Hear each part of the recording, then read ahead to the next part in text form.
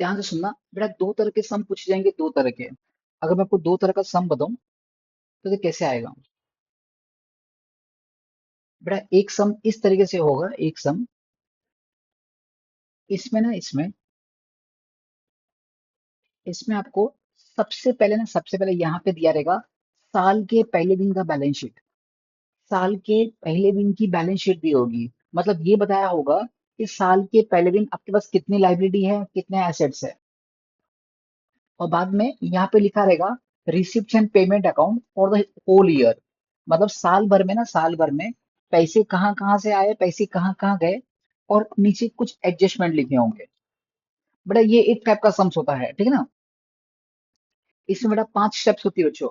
Opening liabilities, दूसरा opening assets, तीसरा receipt side का पोस्टिंग, चौथा पेमेंट साइड का पोस्टिंग, और एडजस्टमेंट के दो इफेक्ट देना। एक सम ऐसे पूछते हैं। और ये तो तुम्हारा हो गया टाइप वन। बट अपन ना थोड़ी देर के बाद देखेंगे कि जितने भी सम्स है ना, कौन से टाइप वन में जाते हैं, कौन से टाइप टू में जाते हैं।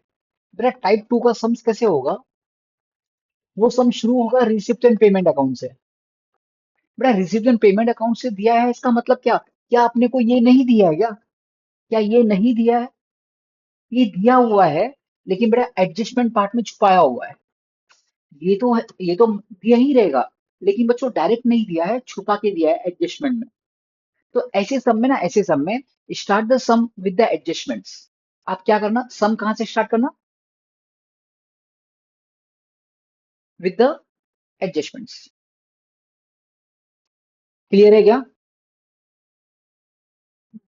चलिए, फिलहाल बेटा ये टाइप वन है कि टाइप टू है? ये टाइप वन है। बेटा साल के पहले दिन आपके पास कैपिटल फंड था 7,50,000। आपके पास जो कैपिटल फंड था इट वाज 7,50,000। नौ बच्चे ध्यान से सुनना। बेटा सब्सक्रिप्शन क्या होता है? Tuition fees. सब्सक्रिप्शन का मतलब क्या होता है? Tuition fees received in advance, इसका मतलब।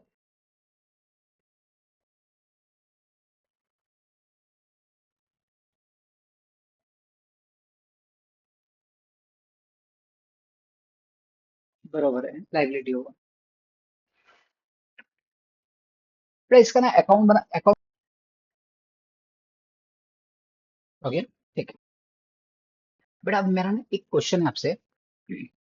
बेटा क्वेश्चन ऐसा है कि बेटा ये मेरा मान लीजिए करंट ईयर है। लेट अस इमेजिन करते हैं बेटा ये मेरा करंट ईयर है।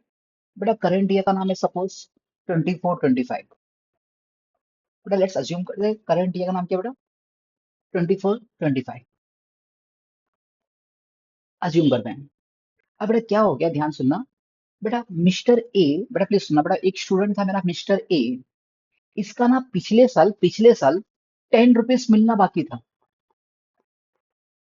बेटा लास्ट ईयर ये पैसा मिलना बाकी था।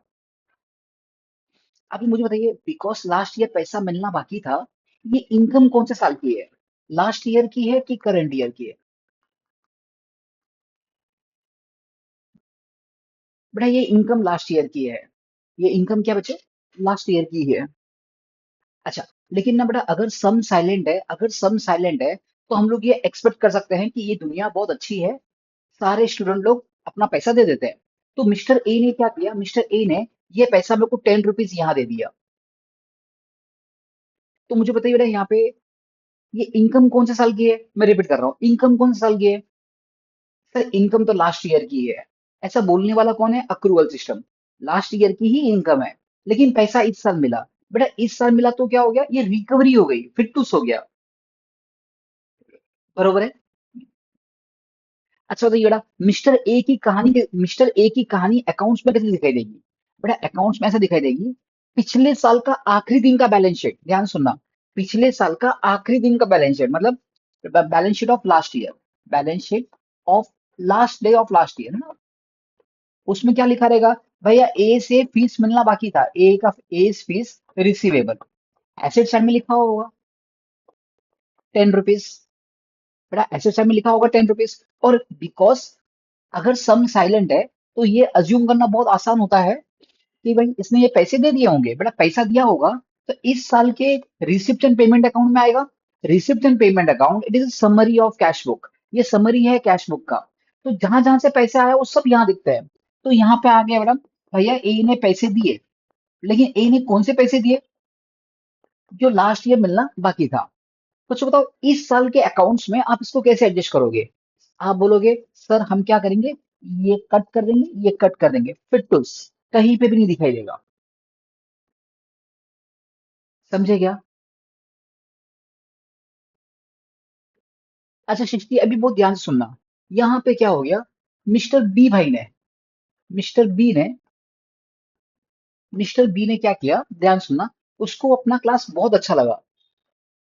बेटा मिस्टर बी को अपना क्लास बहुत अच्छा लगा, तो उसने पिछले साल, ध्यान सुना बेटा, पिछले साल, इस साल का फीस, बेटा इस साल का फीस उसने पिछले साल ही दे दिया, 20 रुपीज। ऐसा होता है क्या? ऐसा होता है? हाँ होता है बेटा। कोई कोई क्या करते हैं, कोई कोई बच्चे क्या करते हैं, ट्वेल्थ का फीस 11 में पे कर देते हैं, उनको सस्ता भी पड़ता है थोड़ा। तो सवाल ये है, मिस्टर मिस्टर बी ने ना, मिस्टर बी ने एक साल का फीस 24-25 का फीस कभी दे दिया, पिछले साल ही दे दिया। आपको ये इमेजिन करना, ये जो रूम है ना, ये करंट ईयर है, और बेटा एक पिछला साल है, तो पिछले साल में इस साल का फीस उन्होंने पिछले साल दे दिया। अब मुझे बताइए, फीस कौन से साल की है? फीस तो करंट ईयर की है ना। तो ये जो 20 रुपीज है, कैन यू से में ये 20 रुपीज क्या होगा? Hello hello hello. अरे सृष्टि कहाँ चले गए आप? सृष्टि ये 20 रुपीज क्या होगा?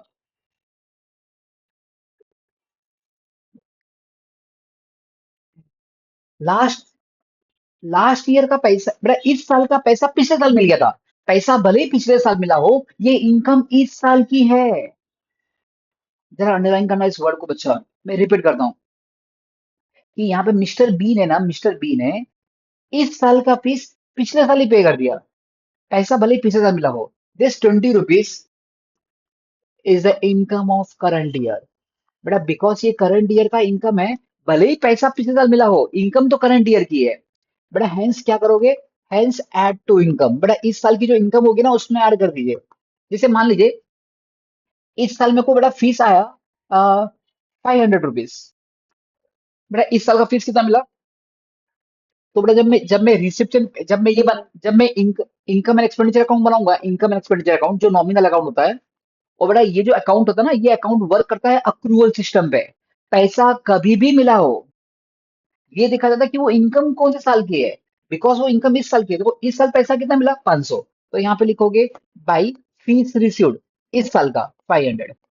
और 20 रुपीज इस साल की फीस थी, पैसा पिछले साल ही मिल गया था। तो इसमें क्या कर दोगे बच्चों, ऐड कर दोगे। Add fees of current year, सुना बेटा, फीस ऑफ करंट ईयर इस साल का fees received in last year. समझा बेटा? 20 रुपीज क्या करोगे यहाँ पे, ऐड कर दोगे। क्लियर है? अच्छा मेरे को बताओ, ये ना बैलेंस शीट में कहाँ दिखता होगा?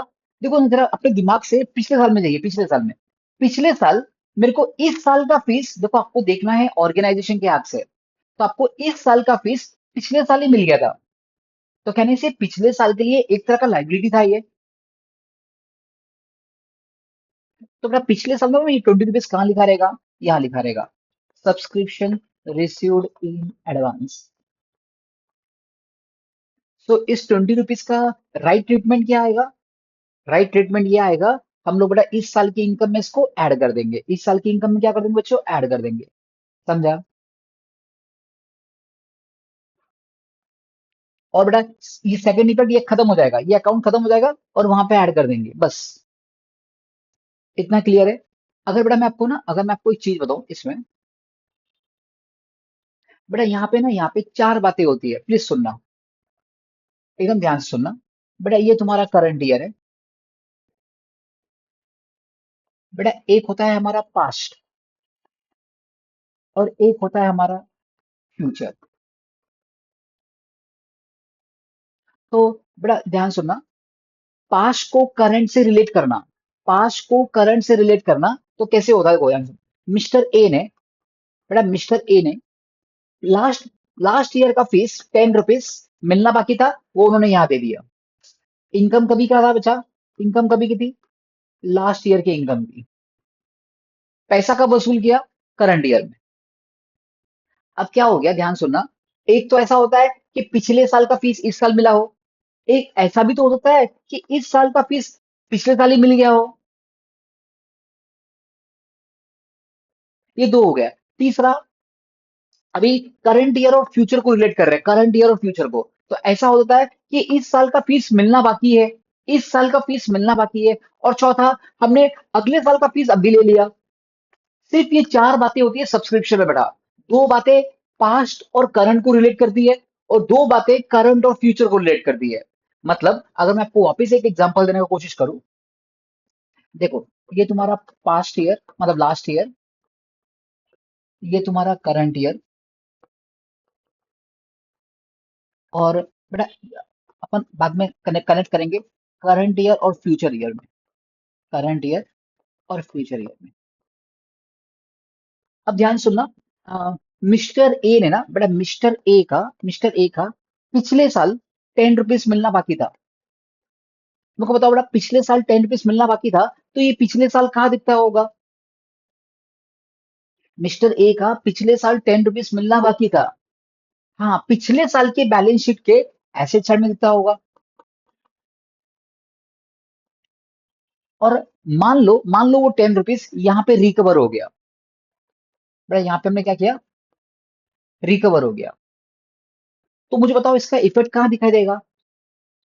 बेटा इसका इफेक्ट कहाँ दिखाई देगा? Effect in current account, effect in final accounts of NPO, effect in final accounts of NPO. बेटा एनपीओ के फाइनल अकाउंट्स में कहाँ दिखाई देगा?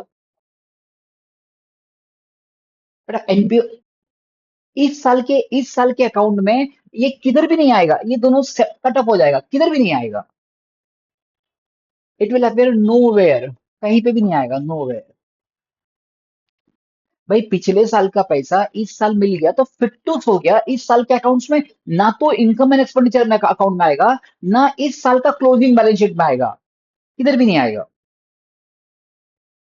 अब बेटा मिस्टर बी, बेटा प्लीज सुना। मिस्टर बी ने क्या किया? इस साल का फीस, बेटा करंट ईयर का फीस, बेटा पिछले साल ही मिल गया। Fees of current year received in last year, fees of current year, C Y मतलब current year, received in last year. बेटा देखो, किसी अपने कस्टमर से ना, जैसे मान लीजिए कि एग्जांपल, एक जस्ट एग्जांपल है। सपोज तू आगे जाके सीए फाउंडेशन कर रही है, और आपके पेरेंट्स ने क्या किया, 12th में ही सीए फाउंडेशन का फीस मेरे को दे दिया, अभी अभी दे दिया। बेटा अभी दिया तो पैसा लेते वक्त मजा आता है, लेकिन ना ध्यान से देखोगे ना, ये एक तरह की लाइबिलिटी है। लाइबिलिटी कैसे है? नेक्स्ट ईयर मेरे को पूरा आपको सीए फाउंडेशन कोर्स पढ़ाना है, लेकिन मेरे को कुछ पैसा मिलने वाला नहीं, क्योंकि पैसा ऑलरेडी ले चुका हूं मैं। तो किसी कस्टमर से पैसा एडवांस में लेना एक तरह की लाइबिलिटी होती है। इमेजिन कर, नेक्स्ट ईयर में मैंने सोचा था कि सीए फाउंडेशन का बैच बनेगा, लेकिन नहीं बना, तो अकेली है, तो शायद मुझे क्या करना पड़ेगा, आपको फीस रिफंड करना होगा। तो बेटा इस साल का फीस था, बेटा इस साल का फीस पिछले साल ही मिल गया। बेटा बिकॉज पिछले साल ही मिल गया पैसा, अपने को देखो, अपने को देखना स्टूडेंट के हक से नहीं देखना है, अपने को देखना है ऑर्गेनाइजेशन के हक से। तो अपने लिए ये एक तरह की क्या है बेटा, लाइबिलिटी। तो ये कहाँ दिखाई देगा? बैलेंस शीट के लाइबिलिटी साइड में। क्या बेटा ये करंट ईयर के रिसिप्ट एंड पेमेंट अकाउंट में दिखाई देगा क्या? क्या ये करंट ईयर के रिसिप्ट एंड पेमेंट अकाउंट में दिखाई देगा? नहीं दिखाई देगा ना। बेटा इस साल तो पैसा नहीं। हाँ, ये इस साल की इनकम है, this is the income of current year, this is income of current year, बस। Hence add to income. और बेटा करंट ईयर और फ्यूचर को तो बेटा अपने फाइनल अकाउंट्स में भी देखा था, इसमें कोई दिक्कत नहीं आती है, बच्चों को दिक्कत सिर्फ यहाँ पर आती है।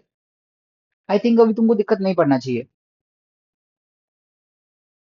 बेटा याद रखना, करंट ईयर और फ्यूचर ईयर का तो आपने किया हुआ है। जैसे अगर मैं आपको बोलूं आउटस्टैंडिंग सब्सक्रिप्शन, बेटा आउटस्टैंडिंग मतलब बाकी, सब्सक्रिप्शन मतलब इनकम। तो इस साल की इनकम मिलना बाकी है, इस साल की, तो आप क्या करोगे बच्चों? ऐड टू इनकम, सब्सक्रिप्शन में ऐड कर दोगे। और दूसरा बेटा बिकॉज पैसा मिलना बाकी है, इसलिए बैलेंस शीट के एसेट साइड में। फिर बेटा क्या किया, एक बच्चे ने फ्यूचर का मतलब नेक्स्ट ईयर का फीस भी अभी दे दिया, नेक्स्ट ईयर का फीस भी अभी दिया। तो इसको बोलते हैं सब्सक्रिप्शन रिसीव्ड इन एडवांस। तो बेटा अगर मेरे को अगले साल का फीस अभी मिल गया, तो क्या वो इस साल की इनकम है क्या? इस साल की इनकम है? इस साल की इनकम नहीं है, तो सब्सक्रिप्शन से लेस कर दोगे, लेस फ्रॉम सब्सक्रिप्शन। और दूसरा बड़ा, ये एक तरह की लाइबिलिटी होती है। बेटा अगले साल का फीस अभी मिल जाना, ये लाइबिलिटी आ जाएगा। जरा इसका स्क्रीनशॉट ले लीजिए। लिया? चलिए, अब यहाँ पे हम लोग सम पे आ जाते हैं। बेटा यहाँ पे कैपिटल फंड कितना दिया आपने को? 7,50,000। बेटा इसको जरा ध्यान से पढ़ना। अगर आपको इसके subscription received in advance is 3,000। बेटा सब्सक्रिप्शन रिसीव्ड इन एडवांस कितना है? 3,000। बच्चों जरा ना इसका पहले अपने दिमाग से ना पास्ट ईयर में जाइए, लास्ट ईयर में। तो लास्ट ईयर में जाओगे ना, लास्ट ईयर में जैसे मान लीजिए बेटा लास्ट ईयर में गए, तो आप क्या देख रहे हो? अगले साल का फीस, मतलब अपन यहाँ पर है, इस साल का फीस पिछले साल ही मिल गया। तो पैसा भले ही पिछले साल मिला हो, कहना इसे बेटा this is the income of current year. बेटा ये क्या है? जरा बोलना। This is income of current year, therefore add to subscription. बेटा क्या करोगे? इस साल के इनकम में ऐड कर दोगे। तो सब्सक्रिप्शन जो मिला ना बेटा पैसा, उसमें ऐड कर दोगे आप। आई होप समझ में आ गया। अभी बेटा पिछले साल आउटस्टैंडिंग एक्सपेंसेस, पिछले साल बेटा ना कुछ खर्चा देना बाकी था, 2,000 रुपया देना बाकी था। बेटा बिकॉज पिछले साल देना बाकी था, तो ये पिछले साल के लिए लाइबिलिटी था।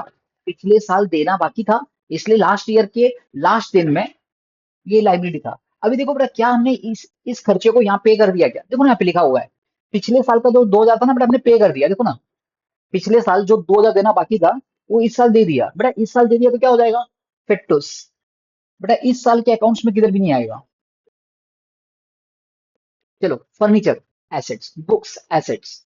बेटा स्टॉक ऑफ पोस्टेज स्टैम्प। बेटा कभी भी ऐसा आएगा ना, स्टॉक ऑफ पोस्टेज स्टैम्प या स्टॉक ऑफ स्पोर्ट्स मटेरियल, तो याद रखना क्या बच्चों? शक्कर वाला एग्जाम्पल। शक्कर वाला एग्जाम्पल याद है? मैं वापस बोलता हूँ। मान लीजिए 1 किलो शक्कर 10 रुपीज, 1 किलो शक्कर 10 रुपीज का। घर पे ऑलरेडी 5 किलो शक्कर था। घर पे ऑलरेडी 5 kg शुगर था घर पे।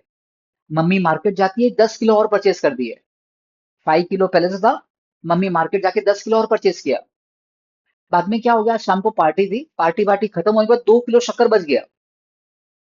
तो बताओ आज शक्कर पे कितना खर्चा हुआ?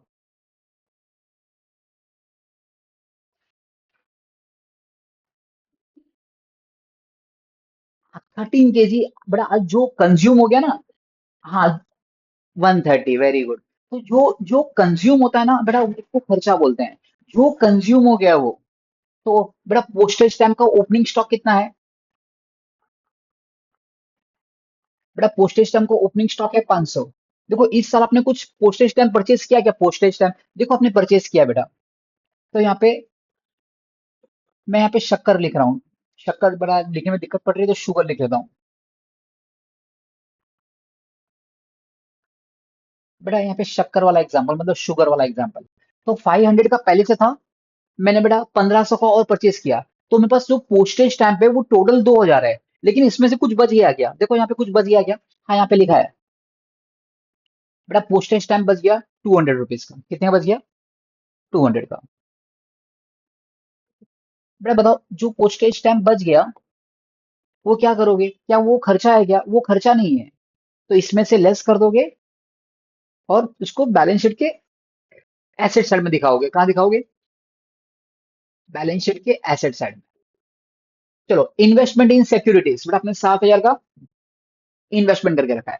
बेटा ये जो है ना, ध्यान से सुनना। हर सम में साल के पहले दिन का कैश इन हैंड और ये रिसिप्ट एंड पेमेंट अकाउंट का ओपनिंग बैलेंस, ये दोनों हमेशा सेम रहेगा। सेम होना ही चाहिए। बेटा ये receipt and payment account, it is summary of cash book. तो ये कैश इन हैंड यहाँ से और यहाँ से फिट्टूस हो जाएगा, किधर भी नहीं दिखाई देगा। कैश एट बैंक यहाँ से फिट्टूस हो जाएगा। जल्दी। बेटा मेंबर सब्सक्रिप्शन। सब्सक्रिप्शन क्या होगा सर? सर ये एनपीओ की सबसे बड़ी इनकम है। बेटा जरा एंट्रेंस फीस, जरा नीचे देखो, एंट्रेंस फीस के ऊपर कुछ लिखा है क्या? देखो यहाँ पे लिखा है 50% entrance fees and whole amount of life membership fees should be capitalize. बेटा कैपिटलाइज का मतलब होता है एड टू कैपिटल फंड। देखो मुझे जहां तक बात हो रही है लाइफ मेंबरशिप फीस की, बेटा अगर सम साइलेंट भी होता, अगर सम साइलेंट भी होता, life membership fees it's a non recurring, it's a non recurring receipt. तो अगर सम साइलेंट भी होता तो मैं क्या करता, कैपिटल फंड में ऐड करता। फिलहाल ये बोलता है 50% एंट्रेंस फीस, तो एंट्रेंस फीस कितना, 30,000 ना, इसके 15,000 को क्या करना है अपने को, कैपिटल फंड में ऐड करना है, और बचा हुआ 15,000 को इनकम दिखाना है। बेटा कैपिटल फंड में ऐड करना है, इसलिए मैं कैपिटल फंड में बिंदु मार दिया। सेल ऑफ ओल्ड न्यूज़पेपर, बेटा आपने ना कुछ पुरानी रद्दी को बेच दिया और पैसे आए, कहना इसे बेटा ये भी इनकम है आपका। फिर हायर ऑफ लेक्चर हॉल, बेटा पता है बेटा, उन्होंने हायर मतलब भाड़े पे दिया, भाड़े पे दिया। बहुत सारी स्कूल्स कॉलेजेस जैसे एनकेटी कॉलेज है, वो क्या करती है, संडे संडे को ना शादी ब्याह मतलब कुछ फंक्शन के लिए किसी को भाड़े पे दे देती है, तो वो जो रेंट मिलता है वो ऑर्गेनाइजेशन के लिए क्या है, income. Interest on securities, income. बेटा सिक्योरिटीज मतलब शेयर्स, डिबेंचर, अपने डिबेंचर्स खरीदा होगा किसी कंपनी का, तो वहां से आपको इंटरेस्ट मिल रहा है, तो वो भी क्या है, इनकम। बेटा लाइफ मेंबरशिप फीस को क्या करते हैं, ऐड टू कैपिटल फंड। वैसे सम में बोल दिया है, लेकिन अगर सम नहीं भी बोलता ना, अगर सम नहीं, अरे यार, ये क्या किया भाई? ये क्या हो गया?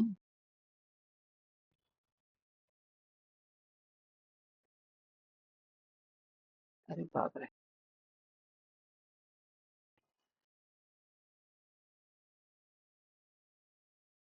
हम्म,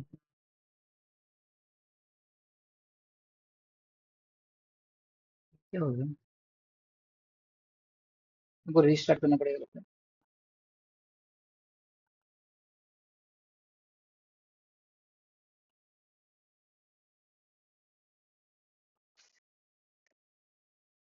हम्म,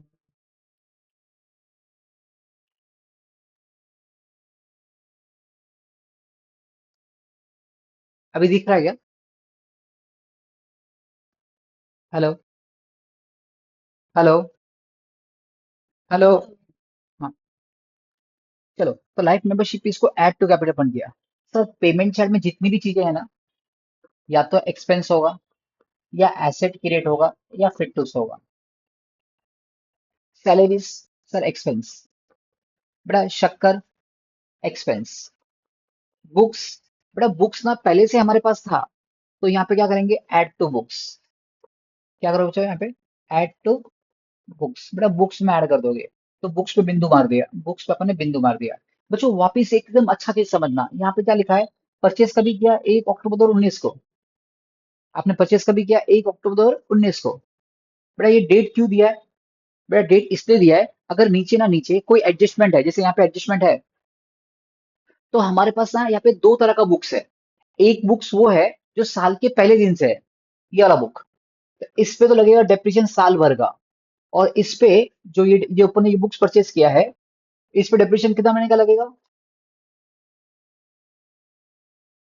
6 महीने का, क्योंकि ये नहीं, हाँ 1 अक्टूबर को हो गया ना, 6 महीने का लगेगा।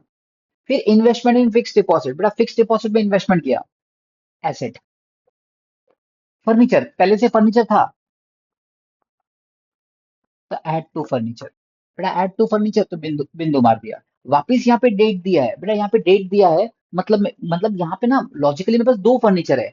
एक पुराना वाला फर्नीचर है जो पिछले साल से मेरे पास था, और एक नया साल का फर्नीचर है। जैसे आपको एक एग्जांपल दो, बेटा ध्यान सुनिए। सपोज मेरा फीस ना पर मंथ का है, बेटा तू स्टूडेंट, सपोज लास्ट ईयर से मेरे पास है, सपोज जो आप स्टूडेंट हो वो 11 से मेरे पास हो। बेटा मान लीजिए भी ना, जैसे एग्जाम नजदीक आ रहा है अक्टूबर नवंबर को, कोई स्टूडेंट, नया स्टूडेंट ज्वाइन होता है, तो कहने से मेरे पास दो तरह का स्टूडेंट है। एक स्टूडेंट वो है जिसको मैंने साल भर पढ़ाया, और एक स्टूडेंट वो जो साल के बीच में आया। तो वैसे बेटा मेरे पास दो तरह का फर्नीचर है, एक फर्नीचर वो है जो साल के पहले दिन से मेरे पास था, और एक फर्नीचर वो जो मैंने इस साल परचेस किया है। परचेस का डेट है 1 जुलाई 2019, और साल खत्म हो रहा 31 मार्च 2020। तो ये वाले नए वाले फर्नीचर पे 6 महीने का डिप्रेशन लगेगा। फिर printing stationery, expense. Rent expend, और जो क्लोजिंग बैलेंस है कैश और बैंक का, वो एसेट है। ये भी एसेट है। समझे क्या? चलिए बेटा, मैं यहाँ पे एडजस्टमेंट लिख लेता हूँ। पहला, डेप्रीसिएशन ऑन बुक्स। बेटा मुझे बताइए, हमारे पास कितने तरह का बुक्स है? सर मेरे पास दो तरह का बुक्स है। एक एक वो बुक जो साल के पहले दिन से है, तो on opening books. On opening books. बेटा बुक्स कितनी थी, बुक्स साल के पहले दिन? 6,50,500। हाँ, और 10% है, तो इंटू 10%। बेटा 10% निकालना बहुत सिंपल है, लास्ट का एक जीरो निकाल दीजिए, तो 65,050 आ जाएगा। बेटा इस वाले बुक्स पे साल भर का डिप्रेशन लगा। बेटा ये वाले बुक्स पे साल भर का डिप्रेशन लगा, ठीक है। और जो नया बुक्स अपन ने परचेज किया बेटा, ये वाला 1 लाख वाला, बेटा उस पे डिप्रेशन कितना लगेगा? बेटा 1 लाख पे 10% फॉर 6 मंथ्स, तो 10% आता है 10,000, लेकिन 6 महीने का करोगे तो आ जाएगा 5,000। बेटा 1 लाख का 10% आता है 10,000, लेकिन 10,000 जो आया वो साल भर का आया, तो 6 महीने कितना आ जाएगा? 5,000। ऐड किया तो आ गया 70,050। सर डेप्रिसिएशन का दो इफेक्ट क्या होता है? एक तो उसको लिखोगे एक्सपेंस साइड में, और दूसरा लेस फ्रॉम बुक्स। तो बेटा यहाँ पे मैंने बुक्स, दूसरा एडजस्टमेंट बोलता है depreciation on furniture. Depreciation on furniture कितना दिया है? 8.5% पर एनम। बेटा फर्नीचर भी मेरे पास दो है। एक है पहले वाला फर्नीचर जो 50,000 का है, तो on opening furniture. On opening furniture कितना बचा? 50,000 पे 8.5% मीन्स 8.5 अपॉन 100। और बिकॉज साल भर का ही, ये साल भर का है, तो बस इतना ही रहेगा। फिर क्या होगा, ये दो जीरो कट हो जाएगा, तो यहाँ पे कितना आ जाएगा? 500 इंटू, बेटा 8.5। 8.5 का मतलब होता है 85/10। 8.5 का मीनिंग क्या होता है? 85/10। फिर जीरो जीरो कट हो जाएगा, बेटा 85 5 425, और आगे जीरो, तो 4250 आ जाएगा। और दूसरा बेटा ऑन एडिशंस, हमने जो एडिशंस परचेज एडिशंस किया ना फर्नीचर 30,000 का, तो 30,000 पे 8.5% मीन्स 8.5/100। लेकिन बेटा ये परचेज किया है 1 जुलाई को, बिकॉज 1 जुलाई को परचेज किया है, तो 9 महीने का आ जाएगा। क्लियर है इतना? फिर क्या होगा, ये दो जीरो कट, थ्री थ्री जा, थ्री फोर जा, तो ये आ जाएगा 300 into 8.5। 8.5 means 85/10 into 3/4। Zero zero cut, two two two जा, टू फिफ्टीन जा, 15 3 जा 45। 45 इंटू 85/2। बेटा 45 इंटू 85 करना कितना आता है? 45 इंटू 85 करना,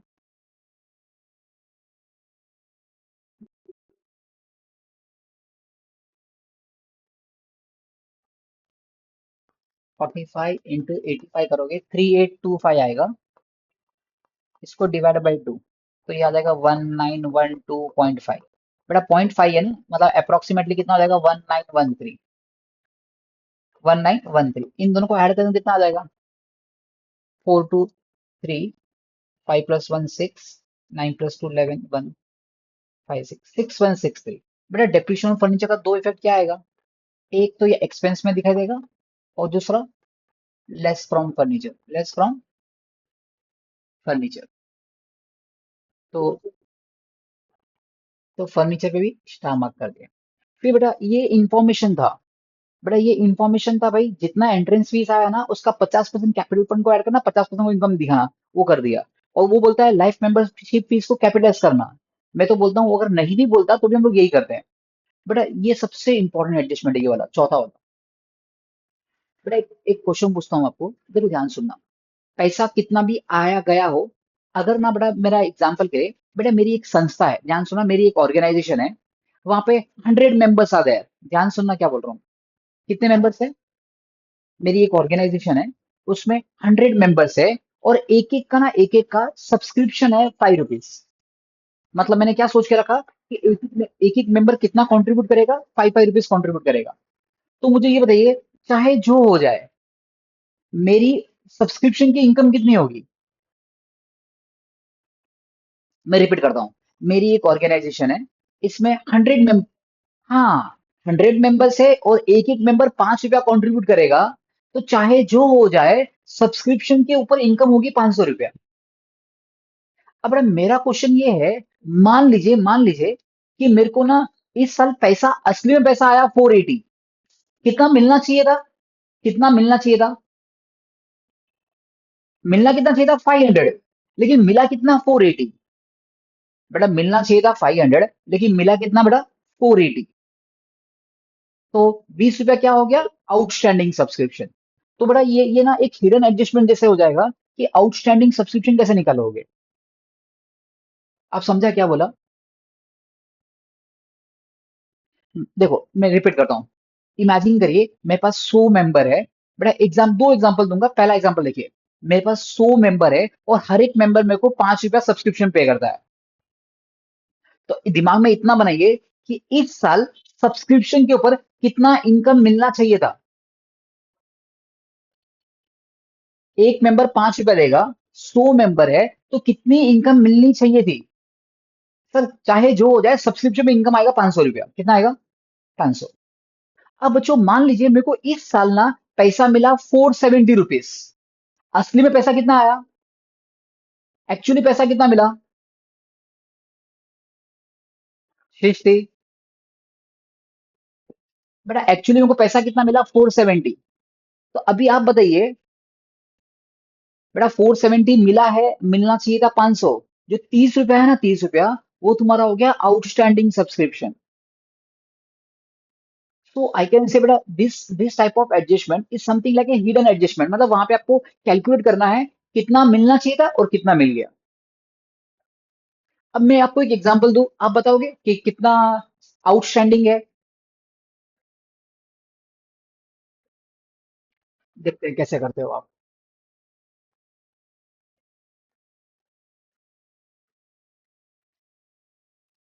हाँ बच्चा, इमेजिन करिए मेरी एक ऑर्गेनाइजेशन है, इसमें 1000 मेंबर्स आ देयर। 1000 मेंबर्स है, 1000 मेंबर्स है, और मैंने सब्सक्रिप्शन रखा है ₹2 पर मेंबर। बेटा एक एक मेंबर ₹2 जमा करेगा। अब प्लीज सुनना, मैं आपको यहाँ पे दिखा रहा हूँ मेरा receipt and payment account. Receipt side में पैसा, inflow of money.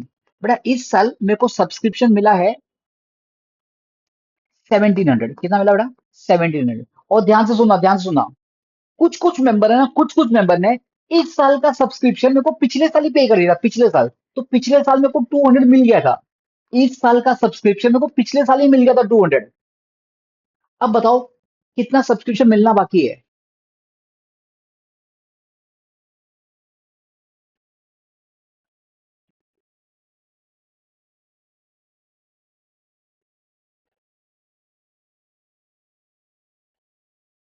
Very good, ₹100 मिलना बाकी है। वो चाहिए तो ऐसा भी लिख के दे सकता था कि आउटस्टैंडिंग सब्सक्रिप्शन ₹100, लेकिन वो चाहते हैं कि आप थोड़ा सोचो उसके ऊपर। तो ऐसे एग्जाम्पल्स आएंगे तो आपको हमेशा ये समझने का कितना मिल गया, और कितना मिलना, सॉरी, कितना मिलना चाहिए था और असली में कितना मिल गया। तो जो डिफरेंस अमाउंट होगा, या तो वो आउटस्टैंडिंग होगा, या सब्सक्रिप्शन रिसीव्ड इन एडवांस होगा। समझे क्या? चलिए, इतना क्लियर बच्चों आपको? तो अब यहाँ पे ये सम देखिए। बेटा यहाँ पे ना कितने मेंबर्स है वहां पे? बेटा मेंबर्स थे 2000। टोटल मेंबर्स कितने हैं? टोटल मेंबर्स है बेटा 2000, जिनका बेटा सब्सक्रिप्शन कितना रखा हुआ है? एक एक का ₹100। एक एक का कितना रखा है? ₹100। ₹100। तो अब मेरा इतना सा क्वेश्चन है कि हमको ना सब्सक्रिप्शन कितना मिलना चाहिए था। Subscription that shall be received, subscription that shall be received, मतलब कितना मिलना चाहिए था, दैट शैल बी रिसीव्ड।